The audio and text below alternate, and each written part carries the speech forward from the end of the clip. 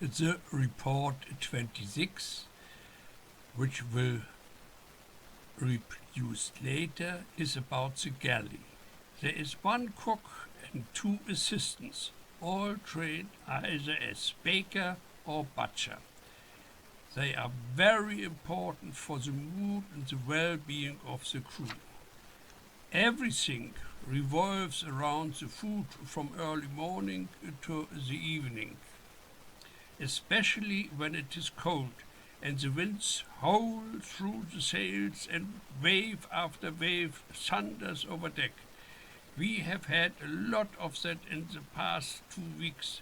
Now we had reached the trade winds. Before that it looked different. How it had looked like, see a short clip accompanied by Johannes Brahms' First Symphony. And then comes the report.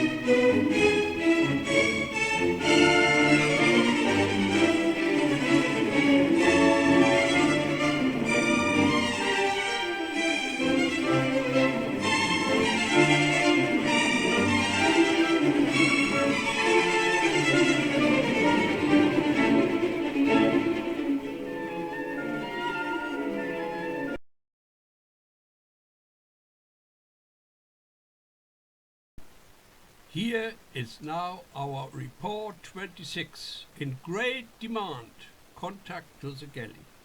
Just behind cargo hold 2 and in front part of the midship structure was the galley. The respective deck watch, consisting of beginners and experienced crew, was only a few meters away from the galley. If they were not pulling the clew lines, buntlines and braces, or were rampaging in the masts, they had to gather near the second hatch at port side. When neither of the three cooks were present, something edible would quickly vanish.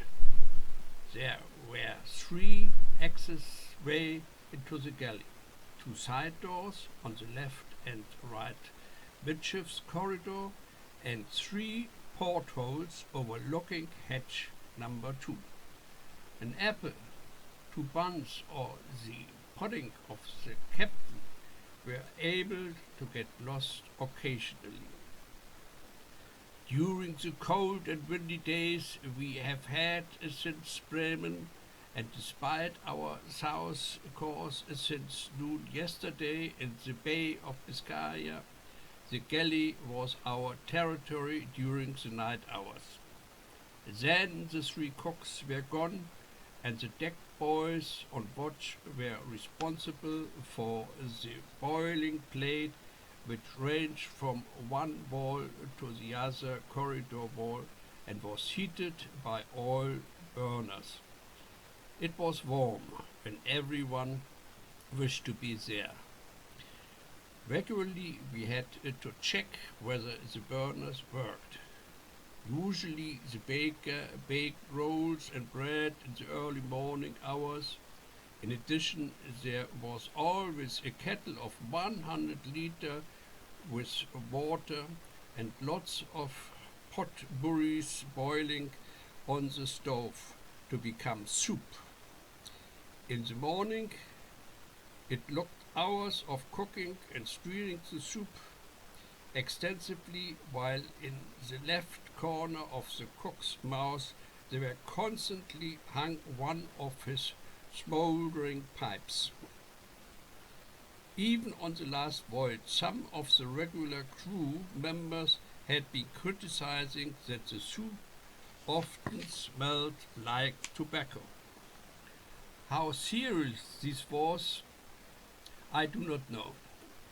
Before the end of the last journey, the cook inquired about how the vegetable soup broth tasted today. Very well, he had received in reply.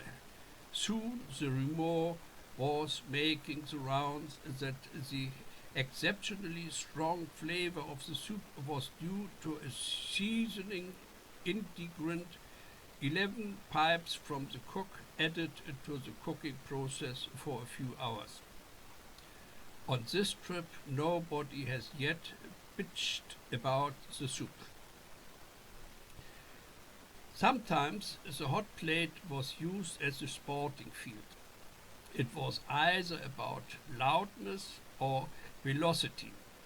Starting position was that we had an awful lot of cockroaches, also known as kitchen bugs, on board. The real nuisance. There were only two things to do: to flatten them or having them participating in a sportive contest. This came about as follows. If during the night watches there was no work, some cockroaches were caught all around the galley. 2 or 4 people would come in front of the stove and throw one after the other on the glowing spot. Whoever slammed the loudest throw was declared the winner. If they were allowed to run, the bees, also called Bombay runners, they are considered the fastest crawling insects. Everyone took their turn.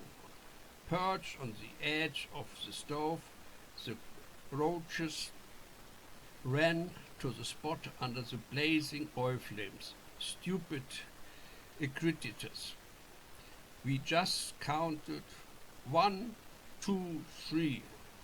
There was always a winner or a loser. Apart from that, the galley is off limits for us. Neither with peeling potatoes or with other efforts did we have the opportunity to grab benefits. The cooking hands together with members of the regular crew and the seniors felt a lot more connected to that obligation. Nevertheless, there has been no reason to complain. We trainees were miles away from the life of starving men and will hopefully stay that way. Goodbye and take care.